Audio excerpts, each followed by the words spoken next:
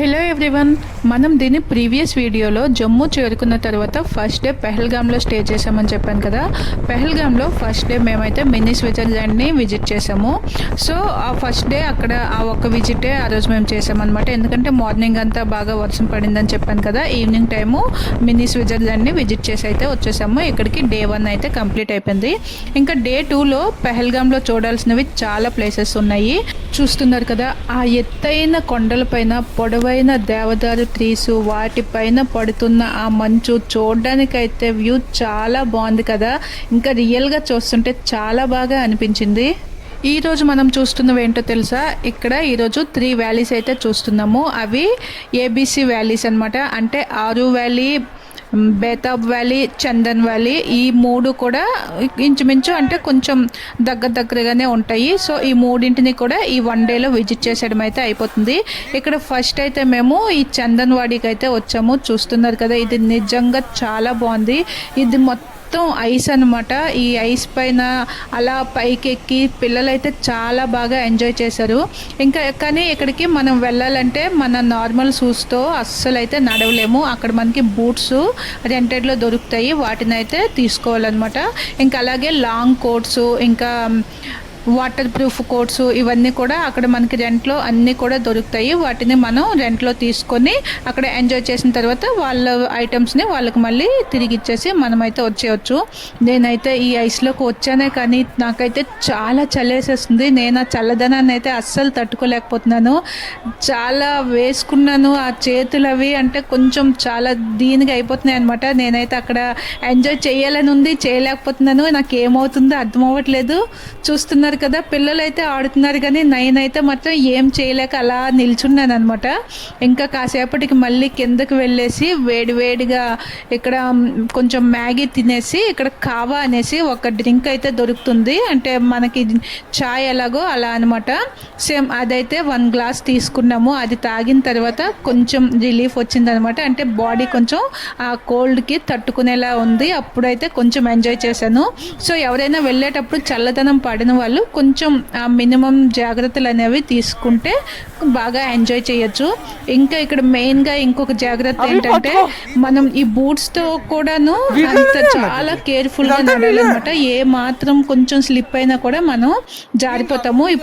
ఇక్కడ మేము అనుకోకుండా కూర్చొని అంటే ఒక పిక్ తీసుకుందాం అనేసి అయితే ఉన్నాము. చూసారు కదా, అనుకోకుండా వాళ్ళు అలా స్లిప్ అయ్యేసి కింద వరకు జారిపోయారు అనమాట. మాకు ఇంకా భయం, వాళ్ళు అక్కడ ఆగుతారా, ఎవరికి వెళ్ళి గుద్దేస్తారా, ఏమవుతుందా అనేసి మేమైతే పైనుంచి అలా అరుస్తూనే ఉన్నాము. కోసం భయపడ్డాను. కానీ ఇక్కడ నాకు కూడా అలా జారాలనిపించి చాలా ట్రై చేసి అయితే జారాను. కానీ నాకైతే అంటే ఒక్కసారిగా స్పీడ్గా వెళ్ళిపోయాను. నేనైతే ఆపుకోవడానికి కూడా నాకు అసలు కష్టం అనిపించింది. ఇంకా ఎదురుగా మా బాబు ఉండేసి నన్ను అక్కడ ఆపాడు అనమాట. సో ఒకసారి ఇలా చేసాం కదా, మళ్ళీ ఇంకా కింద నుంచి పై వరకు ఎక్కేసి వచ్చి మళ్ళీ ఇలా జారడం కొంచెం అంటే మంచిగా హ్యాపీగా ఎంజాయ్ చేసామన్నమాట. కానీ ఇదంతా ఈ ఎంజాయ్మెంట్ అంతా ఎప్పుడు ఉంటుందంటే, మనకి మార్చ్ లేదా ఏప్రిల్ ఫస్ట్ వీక్ లోపే మనం ఈ విజిట్ చేసామంటే మనం ఈ స్నోని మంచిగా ఎంజాయ్ చేయొచ్చు. అంటే మొత్తం చూసారు కదా, పెహల్గామ్లోన అంటే అదే బైసరన్ వ్యాలీ, మినీ స్విట్జర్లాండ్లో కూడా స్నో ఉన్నది, ఇక్కడ కూడా స్నో ఉన్నది. ఇంకా చాలా ప్లేసెస్లో స్నో అయితే ఎంజాయ్ చేయొచ్చు.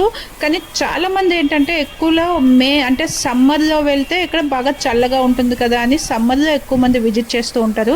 కానీ సమ్మర్లో అస్సలు ఐస్ అనేది ఉండదన్నమాట. ఆ స్పెసిఫిక్ పాయింట్ అనేది ఉంటుంది. ఆ పాయింట్ వరకు వెళ్తేనే మనం ఆ స్నోని ఎంజాయ్ చేయగలం. ఇప్పుడైతే మొత్తం ఎవ్రీవేర్ చాలా ఐస్ ఉంటుంది. ప్రతి చోట కూడా చాలా మంచిగా ఎంజాయ్ చేయొచ్చు. ఇక మార్చ్ అంటే తెలిసిందే, ఎందుకంటే ఆ టైంలో పిల్లలకి ఎక్కువగా ఎగ్జామ్స్ ఉంటాయి కనుక మెయిన్లీ అంటే మన తెలుగు స్టేట్స్ నుంచి ఎవరు ఎక్కువగా అంటే విజిట్ చేయడానికి ఇబ్బందికరంగా ఉంటుందేమో. ఇంకా ఇక్కడ నేను చెప్పాల్సిన విషయం ఏంటంటే, చూస్తున్నారు కదా, మాది ఆ ఎంజాయ్మెంట్ అయిపోయిన తర్వాత మేము రిటర్న్ వచ్చేసి ఆ బూట్స్, కోట్స్ అన్నీ కూడా రిటర్న్ ఇచ్చేసాము. ఇచ్చేసిన తర్వాత మాకు గుర్తుకొచ్చింది ఏంటంటే, మేము తీసుకెళ్ళిన అంబ్రెలా పైన విడిచిపెట్టేసామన్నమాట. సో మా ఆయన తీసుకురావడానికి వెళ్ళారు. వెళ్ళి ఆ నార్మల్ షూస్తో వాళ్ళ బూట్స్ అవి వాళ్ళకి ఇచ్చేసాం కదా, ఈ మామూలు షూస్తో చాలా కష్టంగా పైకి వెళ్ళి అలాగే పైనుంచి నెమ్మదిగా తిరిగి వస్తున్నారో, లేదంటే ఏ మాత్రం స్కిప్ అయినా కూడా అంటే జారిపోతాం అనమాట. అందుకనే కొంచెం కేరింగ్ అనేది తీసుకోవాలి. ఇక్కడ చెప్పాల్సిన విషయం ఏంటంటే అంత పై వరకు వెళ్ళారు కానీ మేము మర్చిపోయిన గొడుగు అయితే మాకు దొరకలేదు. ఈలోగా కాళ్ళు చేతులు బాగా చల్లగా అయిపోతున్నాయి. ఇంకా పైనుంచి స్నో కూడా పడిందనమాట. సో మళ్ళీ మేము కిందకు వచ్చేసి వేడివేడిగా మ్యాగీ తినేసి ఇంకా కావా అయితే తాగేసామన్నమాట. తాగేసి నెక్స్ట్ మేము బేతాబ్ వ్యాలీ విజిట్కి అయితే వచ్చాము. చూస్తున్నారు కదా, ఇక్కడైతే ఈ పక్కనే రివరు, ఇంకా ఆ పక్కన ఆ పెద్ద కొండలు, ఆ చెట్లు, మనకి కాశ్మీర్ మొత్తం ఇవే కనిపిస్తాయి కానీ అదేంటో కానీ చూస్తే అలా చూడాలనిపించినట్టే అనిపిస్తుంది అనమాట. చూసారు కదా, నేనైతే చెప్పలేకపోతున్నాను.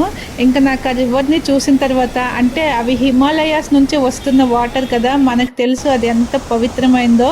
సో నేనైతే దిగేసి వాటర్ని అంటే తీసుకోవాలి అనుకుంటున్నాను. ఇక్కడ ఈ పిల్లలు ఏమొచ్చి అస్సలు వద్దు దిగొద్దు అమ్మ అంటూ వాళ్ళేమో భయపడుతున్నారు. సో కొంచెం మా ఆయన సపోర్ట్తో నేనైతే దిగేసి వాటర్ని అయితే మొత్తానికి అలా తలపైన వేసుకున్నాను.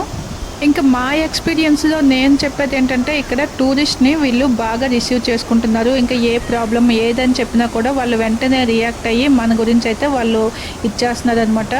మినీ స్విట్జర్లాండ్ వెళ్ళేటప్పుడు ఆ హార్సుల పైన వెళ్ళాలంటే మాకు చాలా భయం వేసింది నిజంగా చెప్పాలంటే. పిల్లలు కూడా భయపడి రిటర్న్ వెళ్ళిపోదాం అనుకున్నారు. అదే మాట వాళ్ళతో చెప్తే వాళ్ళు చాలా ధైర్యంగా మాటలు చెప్పి మంచిగా మోటివేట్ చేసి మమ్మల్ని ఆ ప్లేస్ వరకు తీసుకువెళ్ళారు. అలానే ఇక్కడ కూడా మా గొడుగు కనిపించట్లేదు అని చెప్తే వాళ్ళు వెతికేసి మేము వెళ్ళిపోతుంటే మాకు గొడుగు కూడా తీసుకొని ఇచ్చారు. ఈ హెల్పింగ్ నేచర్ అయితే మాకైతే చాలా బాగా నచ్చింది.